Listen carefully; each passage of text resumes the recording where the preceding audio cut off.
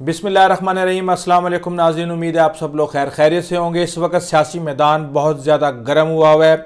Army chief का बयान आया, इमरान खान का बयान आया और बेतहाशा ऐसे बयान आ रहे हैं जो कि 24 नवंबर के इर्द गिर्द घूमते हैं। यही नहीं बल्कि दोनों तरफ से तैयारियां हो रही हैं और हैरान कुन फिगर्स जो हैं सिक्योरिटी के हवाले से और पीटीआई के क्राउड के हवाले से आ रहे हैं। क्या क्या तैयारियां की जा रही हैं, कितना असला मांग लिया गया है, कितने आंसू गैस के शेल मांग लिए गए हैं, कितने पुलिस एहलकार मांग लिए गए हैं। ये सारी की सारी तफसील हम आपको इस वीडियो के अंदर बताएंगे और हुकूमत इस हवाले से कितना सख्त प्लान बनाने जा रही है इसके ऊपर भी बात करेंगे। सबसे पहले बात करते हैं, आर्मी चीफ ने कहा है कि पाकिस्तान की सिक्योरिटी में रुकावट बनने वालों और हमें काम से रोकने वालों को नताइज भुगतना पड़ेंगे।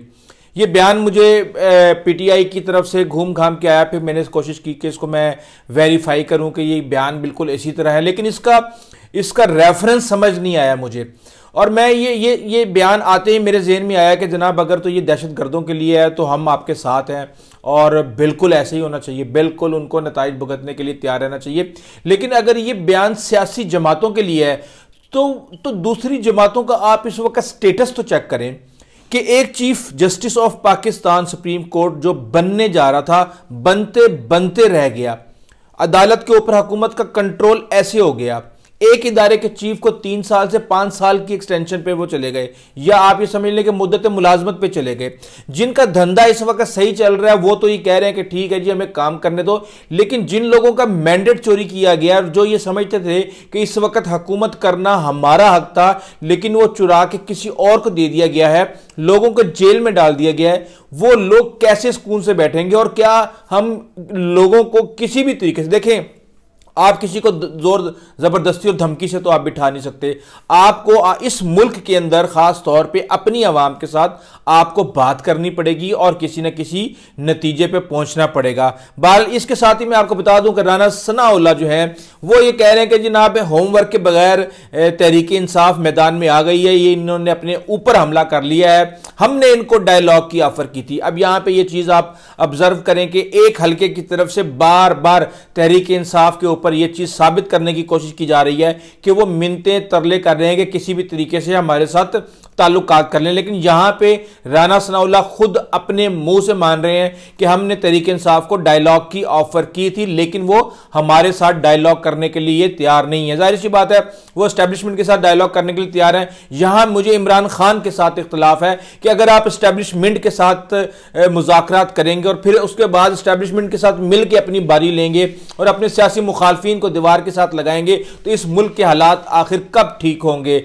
इसके साथ ही तलाल चौधरी कह रहे हैं कि जनाब पीटीआई के ताबूत में आखिरी कील ठुकने जा रहा है, लेकिन मेरा नहीं ख्याल कि कुछ इस तरह की चीज है। देखें मैं आपको एक बात बता दूं कि धरना हुआ था, इमरान खान ने 126 दिन का धरना दिया था।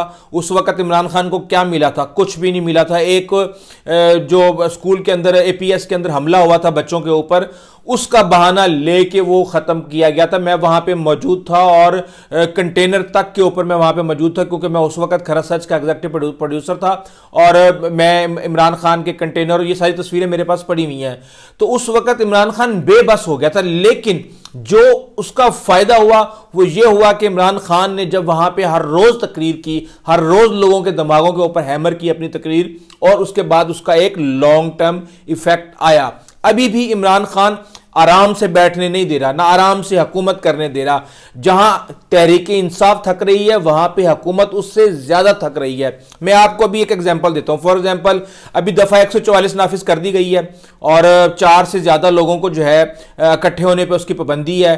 6 माह की कैद जो है और जुर्माना किया जाएगा, यानी कि पुलिस इस 140 दफा 140 के ऊपर जो भी मुकदमा बनाएगी उसके ऊपर 188 दफा लगाएगी, जिसके तहत जो है 6 माह कैद और जुर्माना करना पड़ता है। म्यूजिक के ऊपर पाबंदी है, लाउड स्पीकर के ऊपर पाबंदी है, पंफलेट्स देने के ऊपर पाबंदी है और पोस्टर्स लगाने के ऊपर पाबंदी है, तकरीर करने के ऊपर पाबंदी है। अब देखते हैं कि इसके अंदर कितने लोग जो हैं वो अंदर जाएंगे। लेकिन दूसरी तरफ 9000 एफसी और रेंजर्स के एहलकारों को एंटी रियॉट किट्स के साथ वहां पे तैयार करने के लिए हिकमत अमली स्टार्ट हो गई है और वजारत दाखिला ने इस हवाले से काम शुरू कर दिया है। अब पुलिस ने मांगा क्या है? पुलिस ने कहा है जनाब 22,000 पुलिस एहलकार हमें चाहिए जिसके अंदर रेंजर्स और एफसी भी होनी चाहिए। हमें 22,000 पुलिस एहलकारों के साथ हमें 1200 कंटेनर चाहिए इस्लामाबाद को किला बनाने के लिए और हर तरफ से उसका हसार जो है बनाने के लिए, लोगों का रास्ता रोकने के लिए।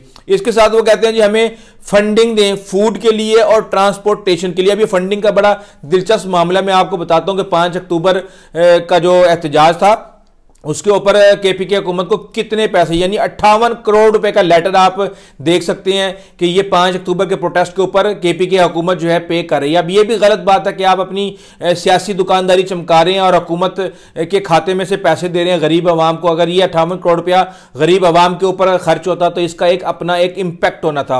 अच्छा, उसके बाद 40,000 आंसू गैस के शेल मांगे गए हैं, इसके साथ 50,000 रबड़ की गोलियां मांगी गई हैं, 2500 जो है फायर आर्म्स हथियार मांगे गए हैं और 5,000 एंटी रियोट किट्स मांगी गई हैं। ये मेरे ख्याल से रेंजर्स और एफसी को जो 9,000 देनी है ये उसके अलावा है। तो ये इस वक्त तैयारी अपने अरूज पे इस वक्त पहुंची हुई है। अब इमरान खान का पैगाम आ जाता है। इमरान खान कह रहे हैं जनाब हम मुज़ाकरात के लिए तैयार हैं। मुज़ाकरात वही वाली बात है कि जनाब 26वीं आईनी तरमीम का मतलब यह है कि चीफ जस्टिस फारिग हो जाएगा अगर आप ख़त्म करते हैं, और जो आर्मी चीफ को 2 साल का टेन्योर एक्स्ट्रा मिला है वो भी ख़त्म हो जाएगा। ये तो नहीं होने वाला। उससे अगली शर्त यह है कि मैंडेट की वापसी, यानी मैंडेट की वापसी का मतलब यह है कि नून लीग अपने घरों को चली जाए, काम ख़त्म हो जाए और 170-80 सीटें जो हैं वो इमरान खान को दे दी जाएं।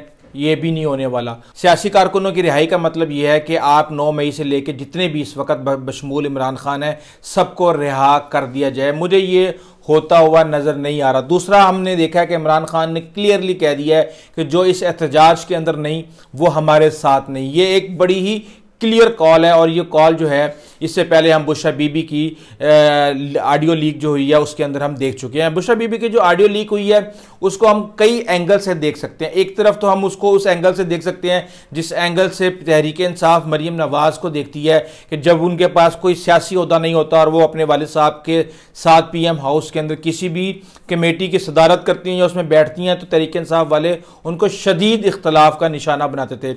लेकिन यहाँ पर यह कहा जा रहा है कि बुशरा बीबी तो अपने खामिंद के लिए कर रही हैं, लेकिन बुशरा बीबी इस ऑडियो लीक में अपनी जुबान से कह चुकी हैं कि यह एहतजाज इमरान खान के लिए नहीं बल्कि पाकिस्तान के लिए। इसका मतलब यह है कि वो ये सब सियासी मामलात को देख रही हैं। और मेरे ख्याल से अगर आप तहरीक इंसाफ की हद तक देखें तो बुशरा बीबी बहैसियत सियासी वर्कर बहुत अच्छा परफॉर्म कर रही हैं, बहैसियत इमरान खान के साथी बहुत अच्छा परफॉर्म कर रही हैं। और इस वक्त हुकूमत को मैं ये कहता हूँ कि लेने के देने पड़े हुए हैं। जिस तरीके से उन्होंने सबको अलर्ट कर दिया है और कह दिया जनाब वीडियोस बनेंगी और सब कुछ होगा, और वो वीडियोस बना के आपने जब टिकट लेने आना है हमारे पास तो वो वीडियो साथ लेके आनी है कि आपने इस एहतजाज के अंदर क्या किया था। लेकिन एक चीज़ मुझे समझ नहीं आ रही कि 5,000 और 10,000 बंदा लेके इस्लामाबाद पहुंचना।